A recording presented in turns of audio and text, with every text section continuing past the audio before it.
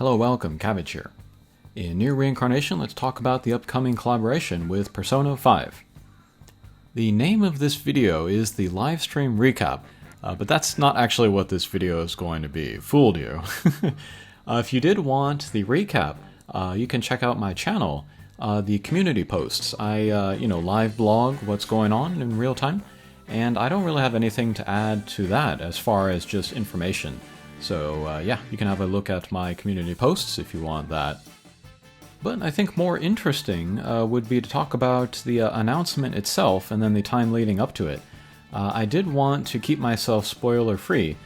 Capiter, he is a frequent commenter on the channel. Sweet guy was looking out for me. Warned me that there was a data mine out there.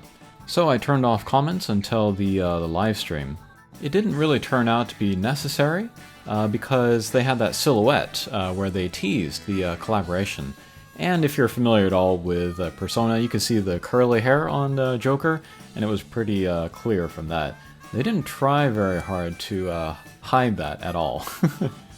But this was probably a strategy by the developers, because now, especially with Global and JP on pretty much the same schedule, the threat of data mines is more likely to come. And so the developers, they need to kind of take actions to combat that.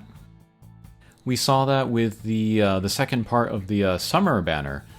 They quickly, after the data mine went out there, they quickly sort of released the information that they did have onto like the Twitter account to sort of mitigate the damage, to sort of keep the ball in their court.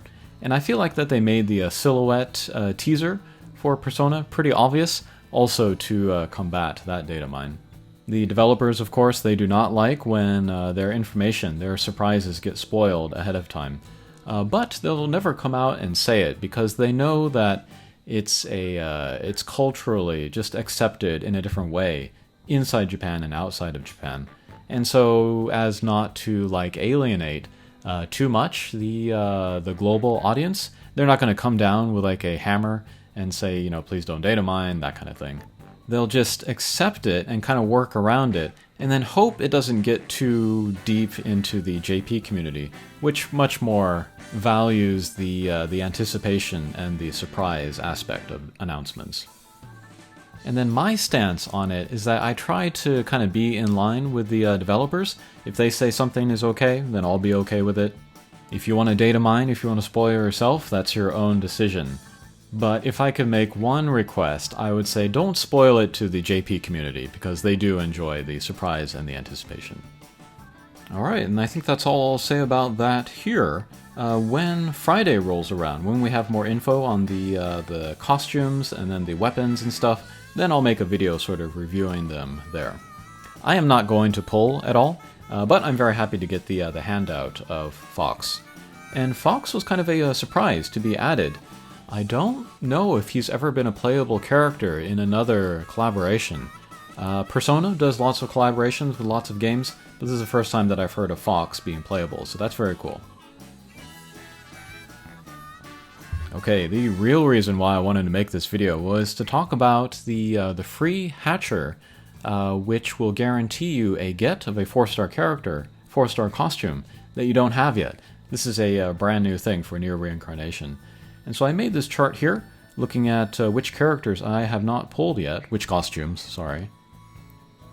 And then I thought I would talk about like the different costumes and like why I would want these guys. But we got the abstract row up there, Lavanya and Argo. I don't have the collection bonus for them.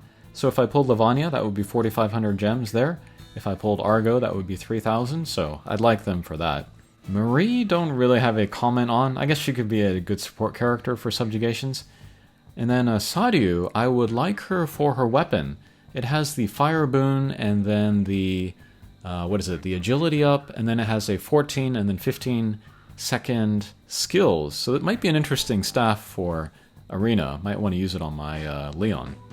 For Fractured, Griff's gun might be good for subjugations. And then Fractured Gale there. That would be interesting to have a short sword healer, both with the weapon and the costume. And then Fractured Noelle. If I pulled her, I'd have to think very hard if I want to max her and then use her in Arena, because she wouldn't be awakened at first, and so she would be kind of a step behind the other Noelles out there. And then Lacrima Fio, I'd like her more just for the costume sake, so I could make a fashion check video for her and her Hatcher costumes. Lacrima Lavania, I'm guessing is not going to be in the pool.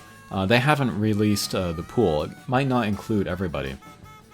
But I just put him in there for completion's sake. And then Bloodless, F66X would be great. Both her costume and her weapon are great for subjugations. I could use her. Bloodless Vanya may be the character that I would need the least of everybody on this list. And then Bloody. I think Bloody is the category where I would be the most happy about any of these characters. But Griff, if I got him, I could do fashion check videos for him. I will not make one without that costume. It's super great. But then also, maybe I could use him for Arena.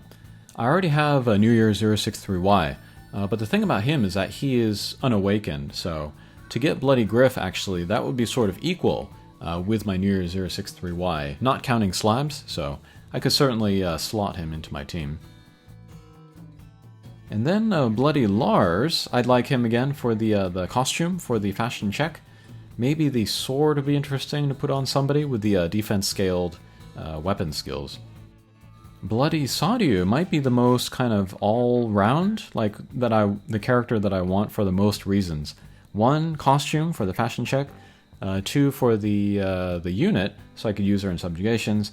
And then 3, for the weapon. I forget why it's good, but I remember that it's good. And then finally is Bloody Lavania, the final costume that I don't have. He's also good for a number of reasons. Good costume as an attacker for subjugations, and great weapon. I would love to have that. Okay, short video there. Looking forward to Friday with the release of a Persona, and then this guaranteed get Hatcher. Alright, thanks for watching, and we'll see you again. Take care.